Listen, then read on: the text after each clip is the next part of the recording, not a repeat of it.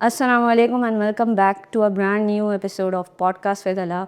आज के जो मेरे गेस्ट हैं उनका नाम है डॉक्टर आतिफ़ हारून। डॉक्टर आतिफ़ जो हैं वो बाय प्रोफेशन एक डेंटिस्ट हैं। फर्दर उन्होंने स्पेशलाइज़ किया है ओरल में और मैक्सिलोफेशियल में। आज हम उनसे जिस टॉपिक पे बात करने जा रहे हैं वो है इम्पोर्टेंस ऑफ ओरल हेल्थ इन इस्लाम। आइए आप मुलाकात कराते हैं डॉक्टर आतिफ़ हारून से। अस्सलाम वालेकुम आतिफ़, कैसे हैं आप? कैसे आप? ठीक है, अल्हम्दुलिल्लाह मैं ठीक हूँ। कैसा लग रहा है आपको? बस फर्स्ट क्लास हो गया। अच्छा आतिफ़, मुझे आप ये बताएं कि आप सऊदी अरेबिया में थे जी। इनिशियली, पैदा भी आप वहीं पे हैं, तो आपने फिर पाकिस्तान आए, आप अपनी ये मेडिकल 2003 में मूव हुआ था अपने फैमिली के साथ। यहाँ पे आ गए थे क्योंकि आपको मेडिकल परस्यू करना था आगे? वालिद साहब की जॉब भी ख़त्म हो गई थी और फिर हायर एजुकेशन के लिए तो पाकिस्तान बेहतर ऑप्शन उस वक्त लग रहा था, तो इसलिए मूव होना पड़ा था। अच्छा, तो फिर आपने यहाँ पर आके अपना डेंटिस्ट्री कंप्लीट करी है। जी हाँ, बिल्कुल बिल्कुल। तो आप डेंटिस्ट ही बनना चाहते थे या आपने कुछ और प्लान था नहीं, आपका? प्लान तो मेरा एक्चुअली था एमबीबीएस करने का ही, और बचपन से ही अम्मा अब्बा ने जो है ना वो एक शुरू में एक जो है ना स्पार्क क्रिएट किया था कि भाई वो बच्चा डॉक्टर बने। खैर उनकी तरफ से कोई भी एनफोर्समेंट नहीं थी, उनकी ख्वाहिश उन्होंने ज़ाहिर की थी और उसको मैंने अपना एक गोल बना लिया था। अच्छा, ज़बरदस्त। तो बस उसको ही परसू करते रहा। ए लेवल्स कंप्लीट हुआ, फिर वही प्री मेड के रास्ते पे चले, लेकिन अनफॉर्चुनेटली एडमिशन हो नहीं पाया। गवर्नमेंट सेक्टर में ही जाना था। ये भी एक मिसकॉन्सेप्शन था उस वक्त कि आपको करना है तो गवर्नमेंट से करें, प्राइवेट में ना करें। तो नहीं हो पाया। फिर उसके बाद मैंने स्विच किया बीबीए पे। तो मैंने कराची यूनिवर्सिटी से 1 साल बीबीए किया, लेकिन बीबीए करते वक्त मुझे रियलाइज़ हुआ कि BBA is not my thing. तो आप यूँ समझें कि 1 हफ्ते ही बाद मैंने रियलाइज़ कर लिया कि नहीं, I am misfit in BBA. तो फिर से दोबारा पढ़ाई स्टार्ट की, और जो नेक्स्ट ईयर फिर प्री मेड का जो मेडिकल स्कूल का जो एग्ज़ाम था एंट्रेंस, वो हुआ, वो क्लियर किया। तो अनफॉर्चुनेटली उसमें भी एमबीबीएस में नाम नहीं आया, बट जाना मेडिसिन की तरफ ही था। अच्छा। तो एमबीबीएस नहीं हुआ तो बीडीएस में हो गया। तो बीडीएस करा, डेंटिस्ट्री में आ गए। डेंटिस्ट्री में आके पता चला कि डेंटिस्ट्री भी आगे आप स्पेशलाइज कर सकते हो सर्जरी में, ओरल एंड मैक्सिलोफेशियल सर्जरी में। तो उसी दिन ठान लिया कि करना है तो यही करना है। अच्छा। तो बीडीएस हुआ। बीडीएस करने के बाद हाउस जॉब की। 2017 में हाउस जॉब हो गई थी। फिर उसके बाद जो है स्पेशलाइजेशन के रास्ते पे आए, कहाँ से किया आपने? ज़ियाउद्दीन हॉस्पिटल।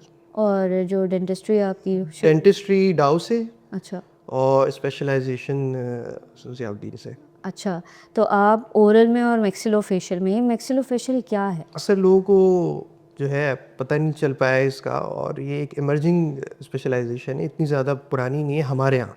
बाहर मुल्क में तो बहुत पुरानी है, हमारे यहाँ अभी इतने डेवलप हुई नहीं है, इमर्ज कर रही है। ओरल एंड मैक्सिलोफेशियल, जैसे कि नाम से पता लग रहा है, ओरल मतलब ओरल कैविटी, मुंह के अंदर का सारा, और मैक्सिला कहते हैं ऊपर वाले जॉ को, फेशियल जो वो फेस से रिलेट करता है। सो oral and maxillofacial surgery basically ये है कि मुंह और ये जॉज और फेस से रिलेटेड जितना भी कुछ होता है उस सारे को डील करता है ओरल एंड मैक्सिलोफेशियल सर्जन। अब मुंह से रिलेटेड आपका, क्योंकि मुंह जो है वो प्राइमरीली डेंटल के उसमें आता है, तो डेंटिस्ट्री इसके लिए मस्ट है। सो आप डेंटिस्ट्री को फॉलो करते हुए इस स्पेशलाइजेशन में एंटर होते हैं। सो डेंटिस्ट्री वाला एलिमेंट सारा रहता है। उसके अलावा जो है फिर आप फर्दर इसमें जो भी मुंह में पैथोलॉजी हो या ट्रॉमा होता है, जॉस टूटते हैं, फ्रैक्चर होता है, ये जॉस से रिलेटेड प्रॉब्लम होता है, ये सारी चीज़ें जो है वो एक ओरल मैक्सिलोफेशियल सर्जन डील करता है। तो मुझे ये बताएं कि आपके पास जो केसेस आते हैं वो किस टाइप के आते हैं? हमारे पास तो बहुत सारे केसेस आते हैं, लेकिन 3 चीज़ें हैं जो मैं आपसे एड्रेस करना चाहूँगा ऑडियंस के सामने आज। एक तो ये कि हमारे पास जो मेजर चंक आता है वो आता है ओरल कैंसर का, मुंह का सरतान। उसके बारे में हम डिटेल में बात करेंगे, क्या है, क्यों है, कैसे होता है और कैसे बचा जाए और क्या इसका ट्रीटमेंट होता है। दूसरी जो मेजर चंक आती है वो आती है हमारे पास ट्रॉमा की, रोड ट्रैफिक एक्सीडेंट या वायलेंस वगैरह की वजह से हड्डियों का टूट जाना, और उसका फिर ट्रीटमेंट पूरा किया जाता है। तीसरी चीज़ आती है मिसिंग टीथ। Missing teeth. हाँ, दांत ख़राब हो गए, दांतों का सही से देखभाल नहीं की, सफाई नहीं की गई, दांत गिर गए और उनको फिर रिप्लेस करना पड़ता है, या अकल दाढ़ फंसी हुई होती है। ठीक है, तो लेकिन जो दांत ख़राब हो जाती है और उसको निकलवा दिया जाता है फिर उसको रिप्लेस कराने के लिए, ये 3 चीज़ें जो है वो ओरल एंड मैक्सिलोफेशियल सर्जन बहुत ज़्यादा देखता है, इससे हमारा भी बहुत वास्ता पड़ता है। तो सबसे पहले तो मैं ये बताना चाहूँगा कि वैसे तो हमारा अकीदा यही है कि सफाई निस्फ़ ईमान है। 100%। सफाई जो है वो सिर्फ आपकी घर की नहीं, आपकी अपनी सफाई भी जो बहुत है ज़रूरी। काउंट करती है, और आपकी अपनी सफाई में सिर्फ नहाना धोना नहीं, आपकी मुंह की सफाई भी काउंट करती है। बिल्कुल।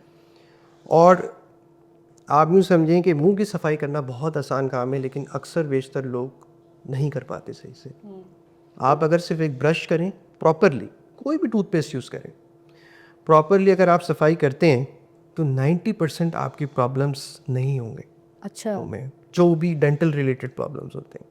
वो सिर्फ आपकी एक ब्रशिंग टेक्निक आपकी सही हो, आप सुबह में कर रहे हैं और शाम में कर रहे हैं, सही तरीके से कर रहे हैं, तो आपकी 90% ऑफ प्रॉब्लम्स वैसे ही एलिमिनेट हो जाती हैं। ठीक है। सफाई का बहुत मेजर रोल है। अच्छा, सफाई नहीं होती, दूसरी चीज़ सोने पे सुहागा ये होता है कि आपने जो है वो मुंह में पान, छालिया, गुटखा, नस्वार, मेवा, मेनपुरी और पता नहीं कौन कौन से और सारे, सिगरेट भी हो गया, वेप भी हो गया, ये अच्छा, सारी मैं चीज़ें। आपसे एक चीज़ और पूछूंगी, मुझे इस चीज़ के बारे में भी ज़रूर बताइएगा कि बच्चे आजकल कहते हैं कि जी वेप जो है ना वो बेहतर है सिगरेट से। इस बारे में थोड़ा सा जो है ना इसको मज़ीद इलेबोरेट करके ज़रूर बताइएगा। अगर आप तराजू में तोलें तो शायद वेप बेहतर हो सिगरेट से, मगर अच्छा तो नहीं है ना, फिर भी नहीं। नुकसान तो हर चीज़ के ना, तो वेप अच्छी चीज़ तो फिर भी नहीं है। और अगर ये बहाना किया जाए कि नहीं चले हम सिगरेट नहीं पी रहे हम वेप कर लेते हैं, तो ये जस्टिफाइड तो नहीं है, जस्टिफाइड तो बिल्कुल भी नहीं है इस तरह से। वो बच्चे ये बोलते हैं भाई हम अगर वेप नहीं लेंगे, सिगरेट नहीं लेंगे तो हमें सुकून नहीं मिलेगा। और मुझे तो लिटरली एक बच्चे ने बोला आपको क्या पता, आप एक कश लगा के तो देखें। आजकल तो कहा जाता है ना सुकून तो सिर्फ कब्र में, हाँ, अगर आप दुनिया में किसी की ज़िंदगी हराम कर दें तो वहाँ पे भी कब्र में भी सुकून नहीं मिलेगा वहाँ आपको। पे भी सुकून नहीं मिलेगा। नहीं तो ये तो आपका परसेप्शन है ना, ये आपने खुद अपने ऊपर एक परसेप्शन बना लिया कि आपको सुकून जो है वो इस चीज़ से आएगा, ऐसा बिल्कुल भी नहीं है। अब आप ये सोचें कि इन चीज़ों को करने के बाद जब आपके मुंह में कोई मसला आता है, हाँ। तो फिर उस वक्त जो आपकी बेसुकूनी होगी वो क्या इस सुकून से बढ़ के जो आपको 5 मिनट 10 मिनट के लिए मिलती है? बिल्कुल ऐसी नहीं बात। है। आप किसी के बच्चे होंगे, किसी के कफ़ील भी होंगे, किसी के वालिद होंगे, किसी के भाई होंगे, जब आप एक बीमारी में मुब्तला होते हैं, मुंह का कैंसर, जब आप उस बीमारी में मुब्तला होते हैं तो आप पूरी फैमिली जो आपके इर्द गिर्द फिर जमा हो जाती है और अपना सब कुछ आपके ऊपर लगा देती है और सब कुछ ख़त्म हो जाता है। फिर उस बेसुकीनी का क्या करेंगे? बिल्कुल ऐसी ही। और ये बहुत बड़ा अलमिया है हमारे माशरे का। अगर आप देखें तो ओरल कैंसर जो है वो नेशनल डिज़ीज़ हो गई है मर्दों में इस वक्त। नेशनल डिज़ीज़ मेरे ख्याल है टॉप 5 कैंसर जो है हमारे मुल्क के, उसमें ओरल कैंसर सबसे ऊपर ही आ रहा है। अल्लाह अकबर। इतना ज़्यादा कॉमन हो गया, और उसकी वजह क्या है? यही ओरल हैबिट्स, पान, छालिया, नस्वार और इससे रिलेटेड जितनी भी चीज़ें। तो ये इसमें जंक वगैरह भी आता है क्योंकि बच्चे जो हैं और ये जो सॉफ्ट ड्रिंक्स वगैरह होते हैं इनको भी बहुत लेते हैं। सॉफ्ट ड्रिंक्स वगैरह वो डेंटल प्रॉब्लम से ज़्यादा जो है वो कंसर्न होता है कि उसमें दांतों की प्रॉब्लम आती है, लेकिन ये जो ओरल कैंसर है ये रिलेट करता है टोबैको के यूज़ से।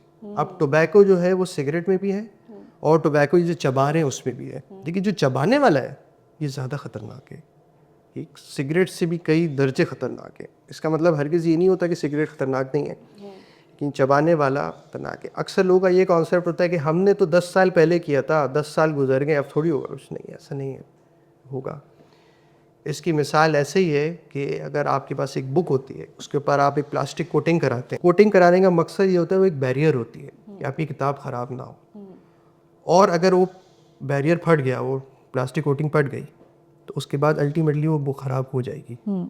ठीक है, ऐसा तो ये भी ऐसे ही है। अल्लाह ताला ने आपके मुंह में पूरा एक निज़ाम बनाया, एक बैरियर है जो आपका गाल है और मसूड़े हैं, एक बैरियर बना हुआ है, और इसमें जब आप वो चीज़ घुमाते हैं तो वो बैरियर ख़राब हो जाता है, और 5 साल 10 साल 20 साल वो ख़राब हो गया। एक दफ़ा ख़राब हुआ तो हुआ, अब उसमें बीमारी कभी भी बन सकती है, और एक नहीं 2 3 4 दफ़ा भी बन सकती है। तो आपने उसको ख़राब कर दिया, अपने हाथों से ख़राब कर दिया। तो आप यही बोलेंगे ना कि ये वाली सारी चीज़ें छोड़ देनी चाहिए, नहीं लेनी चाहिए? बिल्कुल बिल्कुल, इस पे तो आप यूँ समझें कि नेशनल लेवल पे बैन लगना चाहिए, लेकिन बहुत सारे एक्सटर्नल फैक्टर्स हैं जिसकी वजह से नहीं हो पाता अनफॉर्चुनेटली। बट आप एज ए इंडिविजुअल खुद तो रोक दें, खुद क्यों खाई में गिर रहे हैं खुद जाके इस चीज़ से। नहीं, वो कहते हैं कि जी हमें ना सुकून के लिए, हम जो कुछ भी करते हैं सुकून के लिए सुकून करते के हैं। लिए और चीज़ें तलाश करें। बात ये है कि ये एक वक्ती सुकून है, आपको थोड़ी सी देर का सुकून तो मिल जाएगा। अल्लाह ताला कुरान में कह रहे हैं कि आप मेरा जिक्र करो, आपके दिलों में सुकून आपको वैसे ही मिल जाएगा। वो परमानेंट वाला सुकून है। थोड़ी सी देर का जो सुकून है ना, वो आपको क्या कहते हैं ज़िंदगी भर का सुकून नहीं दे सकता। वो आपकी हेल्थ और आपकी हर चीज़ बर्बाद कर रहा है। अच्छा, मुझे ये भी बताएं, एक तो चलें ये कैंसर हो गया, इसके अलावा आप मुझे बताएं फर्दर जो आप सर्जरीज वगैरह करते हैं वो किस। इसके अलावा ट्रॉमा की सर्जरीज बहुत होती हैं। ट्रॉमा जो है वो चोट लगना, ट्रॉमा मतलब ज़्यादातर रोड ट्रैफिक एक्सीडेंट की वजह से आते हैं। और रोड ट्रैफिक एक्सीडेंट में भी बाइक वाले एक्सीडेंट उसमें जो है हेलमेट ना पहन के बाइक चलाना, उसकी वजह से होता है।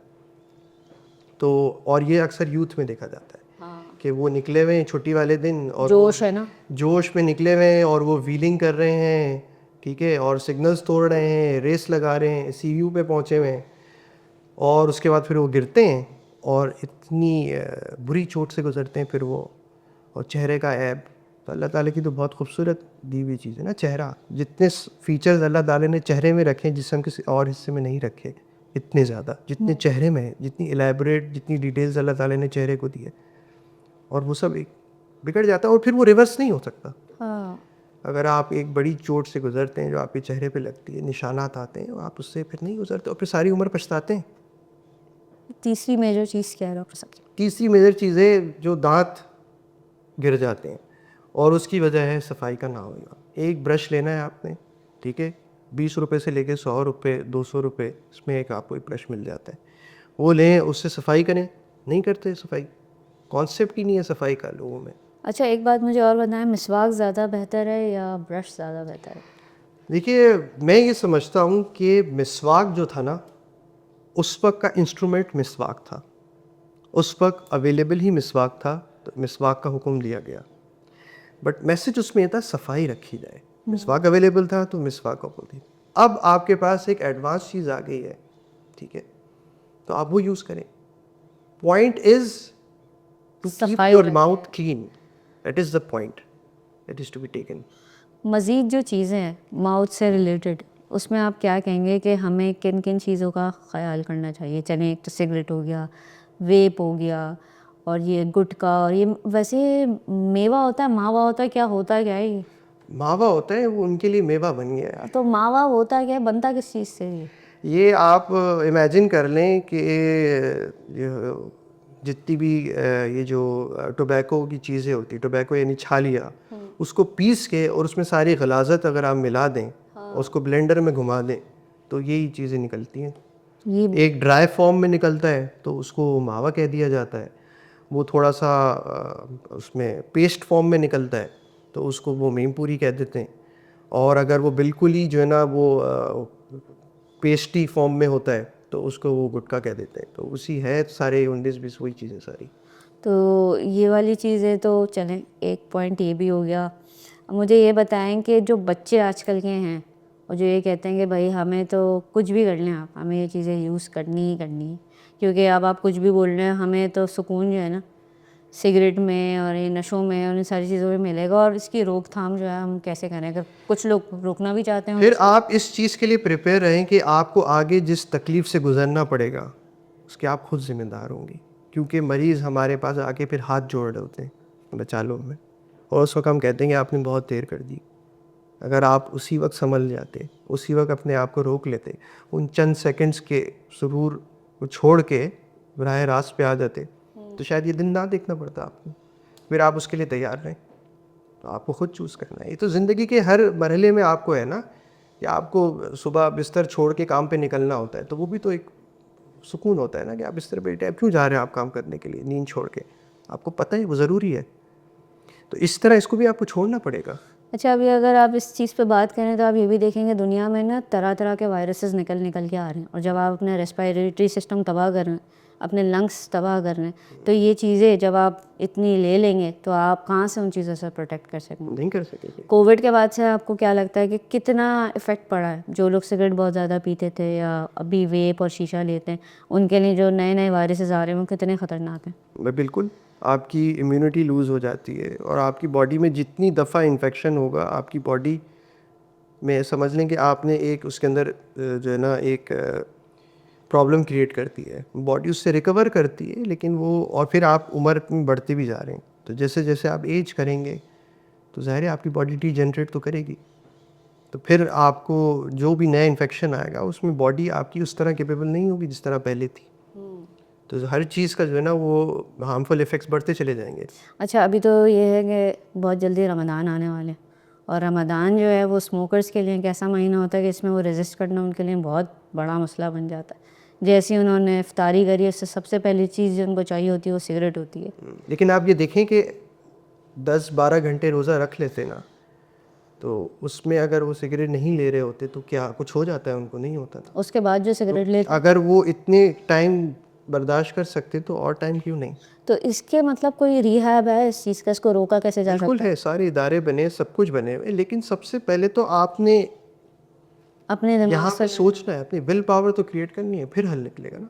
अगर आप उससे निकलना ही नहीं चाह रहे, आप चाहते ही नहीं हो कि आप रिकवर करो, या आप छोड़ने चाहते ही नहीं हो, तो फिर तो आपका कोई इदारा, कोई रिहैब, कोई इंस्टीट्यूट कुछ भी नहीं करता। आप किसी इंस्टीट्यूट में जाते भी हैं तो वो सबसे पहले कहेंगे कि आपने अंदर अंदर से मोटिवेशन बनानी है कि हाँ आपने करना है, फिर हम आपकी हेल्प करेंगे। आप कह रहे हो मैं तो करना ही नहीं चाह रहा, आप करा दो मुझे, ऐसे तो नहीं होता। अच्छा, मुझे एक और चीज़ ये बताएं, जो जंक है, मैंने कहीं पे चीज़ पढ़ी थी, अब आई डोंट नो, कि जो लोग कोल्ड ड्रिंक वगैरह जो लेते हैं, अगर आप एक एक्सपेरिमेंट करें और जो है ना कोका कोला में या पेप्सी में आप अपना दांत डाल दें तो वो बिल्कुल गायब हो जाएगा। तो जो जो ड्रिंक्स हैं, क्या ये हमारी जो कैल्शियम वगैरह इन सबको ख़त्म कर? बिल्कुल, इसमें इसमें फॉस्फोरिक एसिड, कार्बोनिक एसिड डला हुआ होता है, तो हाँ बिल्कुल सही है। गायब को तो मैं नहीं कह सकता, लेकिन ये कि हाँ हाँ, बच्चों के एक पुराने इरोड तो एक्सपेरिमेंट जो होता करेगी। है कि जो है ना डाल दो, सुबह उठ के देखना उसमें दांत नहीं होगा। वो इरोजन तो कराता है ना, एसिड है तो वो इरोड तो कराता है, बिल्कुल कराता है, इरोजन तो होगी। अच्छा, और इरोजन प्लास्टिक का इस्तेमाल जो हमारे माशरे में इतना ज़्यादा बढ़ा हुआ है कि हम जो स्ट्रॉ भी है वो भी जो हम मुंह में लेते हैं, तो प्लास्टिक जो है वो बहुत ख़तरनाक चीज़ है। प्लास्टिक को आप 100% अवॉइड तो नहीं कर सकते, बट ये है कि हाँ जब आप कोई भी हॉट बेवरेज ले रहे हैं तो उसमें कोशिश करें प्लास्टिक ना यूज़ करें, अच्छा, उसमें आप ग्लास यूज़ करें। तो कॉफ़ी वगैरह जो हाँ, आजकल आती है, वो उसमें आप प्लास्टिक अवॉइड करें। क्यों? क्योंकि प्लास्टिक मेल्ट करती है। हाँ, इंक्रीज टेम्परेचर पे प्लास्टिक मेल्ट करेगी तो उसमें से सब्सटेंसेस रिलीज होंगे, वो फिर आपके उसमें जाएंगे, वो खतरनाक चीज़। उसके लिए ग्लास इस्तेमाल किया जाए। उसके लिए ग्लास इस्तेमाल किया जो फूड अथॉरिटी वाले हैं, जो कोई भी हैं, उनको आप एक क्या मैसेज देते हैं, बच्चों को क्या मैसेज देंगे कि जो है ना इन चीज़ों से कैसे बचा जाए? कुछ ने मुझे भी बोला कि भाई अगर सिगरेट पीने का दिल चाहता है और कोई छोड़ना चाहता है ना, तो च्युइंगम खा ले। बेहतर है च्युइंगम खाएं। देखिए आप, च्युइंगम का इस तरह कोई नुकसान नहीं है। च्युइंगम के दूसरे नुकसानात ये होते हैं कि आपके बहुत ज़्यादा, अगर आप देखिए कोई भी चीज़ ज़्यादती में करेंगे तो उसका नुकसान है। ज़्यादती तो कभी भी किसी भी चीज़ की अच्छी नहीं है, च्युइंगम की भी अच्छी नहीं है, मगर कम से कम उस नुकसानात से तो आप बचेंगे ना जो सिगरेट के हैं। हाँ, तो च्युइंगम पे शिफ्ट करें, फिर उस च्युइंगम को भी एक कंट्रोल्ड उसमें आप यूज़ करें तो वो बेहतर है, बिल्कुल बेहतर है। आप क्या मैसेज देंगे जितने भी बच्चे या लोग आपको देख रहे हैं इस वक्त, कि जो है ना इन चीज़ों से बचना कैसे है और क्या हमें प्रिकॉशंस लेनी चाहिए? देखिए सबसे पहले तो मुंह की सफाई ज़रूरी है। ब्रश करें प्लीज़, ब्रश करें, सुबह शाम ब्रश करें। अपनी डाइट को हेल्दी रखें। हेल्दी डाइट ये चिप्स और फ्राइज़ और कोल्ड ड्रिंक नहीं है। हेल्दी डाइट फ्राइज जो बाहर के जो ठेले के फ्राइज होते हैं कितने अनहेल्दी होते हैं, गंदे उसमें ठेले तो वाले। फिर ये है कि उसमें सफाई भी नहीं हो रही, उसमें पता नहीं कौन सा ऑयल यूज़ हो रहा है, कौन से सॉसेस यूज़ हो रहे हैं। लेकिन इवन घर पे भी आप लिमिट करें। ठीक है, आप इस कल्चर में रह रहे हैं, आप 100% तो अवॉइड नहीं कर सकते, लिमिट ज़रूर कर सकते हैं। डाइट में प्रोटीन का यूज़ ज़्यादा रखें, कार्बोहाइड्रेट्स को कम रखें। अच्छा, ठीक है, एक तो चीज़ ये हो गई।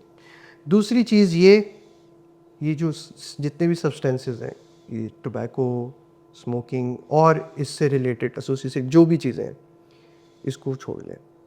इसको आप नहीं छोड़ेंगे तो आप सफ़र करेंगे, और कैंसर इंसान को खा जाती है, नहीं छोड़ती।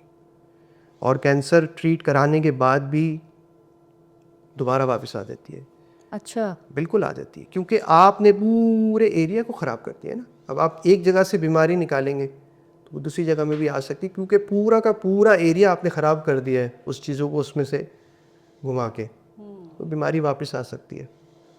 वर्स्ट केस अभी तक आपके पास कौन सा आया है जब आप बोलेंगे इतना ख़तरनाक केस था कि बीइंग अ डॉक्टर जो है ना हम देख के परेशान हो गए थे कि भाई ऐसी भी कोई चीज़ हो सकती? हर तीसरा चौथा केस हमारे लिए आजकल वर्स्ट हुआ हुआ है, सीरियसली? क्योंकि लोगों के अंदर अवेयरनेस नहीं है।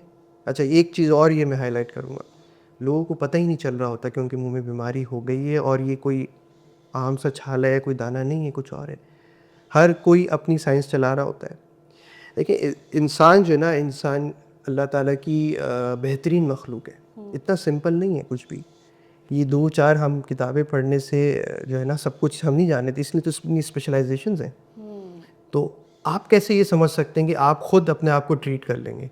नहीं, एक्सपर्ट्स के पास जाएं, जिनका ये काम है, जो ये चीज़ रोज़ देखते हैं। आपको अपनी बॉडी में कहीं पे भी प्रॉब्लम फील होती है, जो वाकई प्रॉब्लम है, जाएं, गो टू द एक्सपर्ट। जो भी उस फील्ड का एक्सपर्ट है उसके पास जाए। अगर हम मुंह से रिलेटेड है तो हमारे पास आए, उसको फ़ौरन चेक कराएं, हकीम वगैरह के चक्कर में ना पड़े।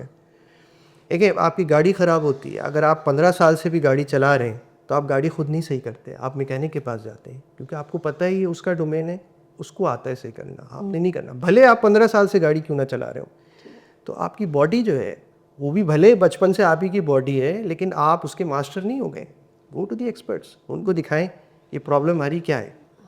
इतना डिले ना करें, एक्सपर्ट डॉक्टर के पास जाएं, उसको दिखाएं। और हकीम वगैरह के चक्कर में हमारे पास जो केसेस ख़राब होके आ रहे होते हैं, उसकी वजह यही होती है कि वो इंटीरियर सिंध में पहुँचे में, और वहाँ जाके वो जो क्वैक्स हैं उनको दिखा रहे होते हैं, और फिर वो डिजीज़ इतनी बढ़ जाती है आगे कि ऑपरेबल ही नहीं रहती। अच्छा, कुछ लोग ऐसे भी हैं, ज़ाहिर सी बात है, आपको पता है कि पाकिस्तान में पॉवर्टी लेवल जो है वो कितना ज़्यादा है, तो कुछ लोग तो इलाज अफोर्ड कर ही नहीं सकते। तो ऐसे इदारे हैं या आप लोग बिल्कुल, ऐसी जो सर्विसेज जिस प्रोवाइड कर जिस रहे हैं? इदारे से मैं मुंसलिक हूँ, वहाँ पर हम ये ट्रीटमेंट फ्री ऑफ कॉस्ट दे रहे हैं, अच्छा, फ्री ऑफ कॉस्ट। तो ये है कि ये ट्रीटमेंट तकरीबन आप समझिए, अगर एक सर्जरी करवाने जाते हैं अच्छे रेप्यूटेबल हॉस्पिटल में, तो 8 से 10 लाख रुपए की सर्जरी होती है। 8 से 10 लाख रुपए? बिल्कुल बिल्कुल, आज जो इन्फ्लेशन हुई हुई है उसके हिसाब से 8-10 लाख रुपए आपके लग जाते हैं, एक अच्छी जगह से आप कराते हैं। वो हम फ्री ऑफ कॉस्ट कर रहे हैं, बिल्कुल कर रहे हैं। तो अगर आप अपने ये जो इंस्टीट्यूट है आपका, इसके बारे में बता सकें, और लोग जो वाकई में अपना इलाज वगैरह करवाना चाहते हैं और वो आना चाहते हैं, तो फिर आप अपने इदारे का नाम भी बता दें। Pakistan eye bank society hospital Shadman town पर है ये। इसमें आप अपनी इस वीडियो में भी ये ऐड कर दीजिएगा, इसकी डिटेल्स, एड्रेस वगैरह वो मैं आपसे शेयर करता हूँ। ठीक है। वहाँ पे आप आएँ और आके जो है वो हमें चेक कराएं। जहाँ पे भी आपको लगे, आप या आपके इर्द गिर्द के लोग, जहाँ पे भी आपको लगे कि किसी के अंदर मुंह में या मुंह के आसपास कहीं कोई प्रॉब्लम आ रही है, तो आके दिखाएं, अपना चेकअप कराएं, और फिर हम बताएंगे उसमें कोई प्रॉब्लम तो नहीं है। तो फिर सर्जरी वगैरह भी आप लोग ही देख लेंगे इस चीज़ की? बिल्कुल बिल्कुल। चलें, ठीक है। अब बहुत अच्छा लगा मुझे आपसे आतिफ बात करके। एंड में कोई मैसेज देना चाहेंगे? हेलमेट पहने, ब्रश का इस्तेमाल करें, और प्लीज़ जो एक्सपर्ट्स हैं जिनका ये काम है रोज़ का, उनको कराएं, और अपनी सफाई का ख्याल रखें। लाइक करें, शेयर करें, सब्सक्राइब करें। Okay, thank you doctor Atif. मेरा मैसेज एंड में सिर्फ इतना ही होगा कि हमारी जो जान है वो अल्लाह ताला की अमानत है। अगर मैं आप लोगों की कोई चीज़ ले लूँ, आप लोग बोलें थोड़ी सी देर के लिए हमारी चीज़ रख लें, और जब आप वापस आए मैं आपकी चीज़ तोड़ दूँ, आप लोगों को कैसा लगेगा? नहीं अच्छा लगेगा ना। तो हमारी जो जान है वो अल्लाह की अमानत है, हमारा पूरा इख्तियार नहीं है हमारी बॉडी पे, इसका बहुत ख्याल करें। This is your host Ala signing off. Until next time, फ़ी अमान।